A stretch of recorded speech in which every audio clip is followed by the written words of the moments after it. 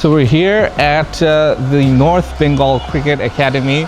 We tried to find it earlier, we couldn't find it. We went somewhere just in front and it was an empty space. But later on, checking in Google, we found a photo from 5-6 years ago where there was another number, an older number, where we could contact them, and this is where it is. It's at the Bangladesh Sericulture Research and Training Institute.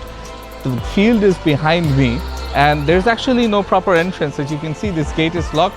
What I have to do is I have to go over this wall and then enter.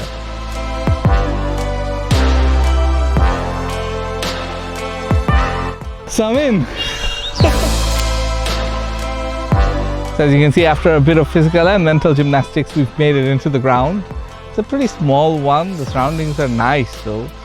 And you can understand why there's a bit of restriction from the government as far as the entrance is concerned. There is football being played from time to time, and the coach tells me that that sometimes hampers the ground, so it's something that they have to contend with as well. Overall though, it's the smallest academy that we've seen, but despite their challenges, it's nice to see that there's still something here for the kids to learn and practice and improve their cricket skills with.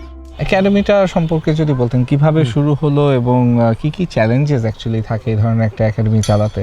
Academy এটা শুরু হচ্ছে 2005 সালে। Mainly হচ্ছে Renaissance group যেটা বলে, ঢাকায় ওনাদের গানের ব্যবসা আছে ওনাদের। তো এখানে চিন্তা করলো যে তখন ওই সময় রাজশাহীতে কোনো একাডেমি ছিল না, সিস্টেমেটিক এখানে এটা একাডেমি করলো। আমি 1999 আমি বিকেএসপি জয়েন করি, আমার ফার্স্ট চাকরি ওখানে।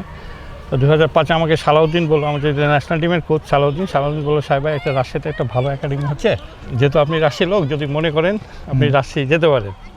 তো যাই হোক, আমি পরে ওই অনেক চিন্তা ভাবনা করে পরে আমি এখানে চলে আসি, বিএসপি রেভিনিউ চাকরি, ওই চাকরি ছেড়ে এখানে চলে আসি এবং ওই এখনও অদ্যবধি করে যাচ্ছি এখানে। তো আমার প্রথমে যে স্টুডেন্টগুলো ছিল, যেখানে ওর মধ্যে আপনারা জানেন সাব্বির রহমান, ছোটো, আমি ফার্স্ট পাই 14-এ ওকে পাই, ও বাচ্চাকে আমি তৈরি করি, ও ন্যাশনাল টিমে খেলে। আর ওই বছরে আমরা কোয়ালিফাইং টিম করি ঢাকায়। সেটা কোন সাল ছিল? ওটা 2006-এ। আর যেহেতু আমি বিকেএসপি জব করতাম, ওই সোর্সে আমি বিকেএসপি থেকে বাকি প্লেয়ারগুলো এখান থেকে হয়তো 10টা নিয়েছিলাম, ওই থেকে 10টা, এই 20টা প্লেয়ার নিয়ে আমরা কোয়ালিফাইং খেলে আমরা ওই বছর কোয়ালিফাইং চ্যাম্পিয়ন হয়।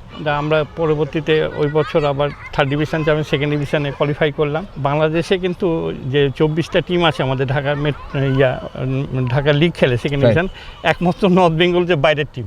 আমরা 2013 সালে আমরা 2nd ডিভিশন চ্যাম্পিয়ন হয়ে 1st ডিভিশনে উত্তীর্ণ হই, কিন্তু ওটা 1 বছর পরে আমরা ওটা আবার নিচে চলে আসি।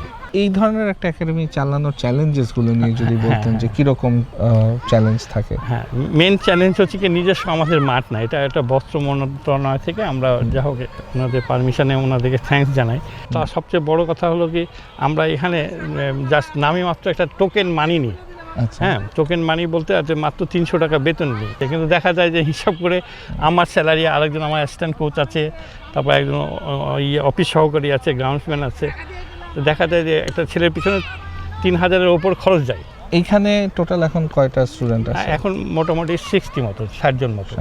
2টা সেশনে প্র্যাকটিস হয়, সকালে এবং বিকালে। এবং একটা ভালো ক্রিকেটার যারা এখান থেকে গ্র্যাজুয়েট করে গিয়েছে, ন্যাশনাল টিমে খেলেছে, সবার মধ্যেই তো নিশ্চয়ই কোনো না কোনো একটা গুণ আছে যেটা আপনি চান যে সব ক্রিকেটারদের মধ্যে বা সব প্লেয়ারদের মধ্যে আপনার একাডেমি থাকুক। সেটা কোনটা হবে?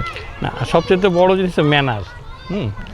যদি একটা মানুষের তখনই হবে যদি ম্যানার বা যদি স্বভাব বা মানুষকে সম্মান যদি করতে পারে, তাহলে অবশ্যই সে সম্মানই হবে। আমি চাইবো প্রত্যেক প্লেয়ারদের যে ভালো একটা মানুষ হওয়া, ভালো খেলোয়াড় তো হতে হবে, ভালো খেলোয়াড় হওয়ার আগে ভালো মানুষ হতে হবে।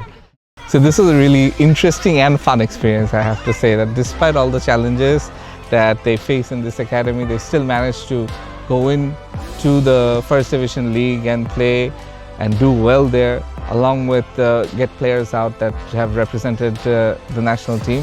So it's been quite a learning curve for me and quite a nice experience as well, just to get to see the vibes here.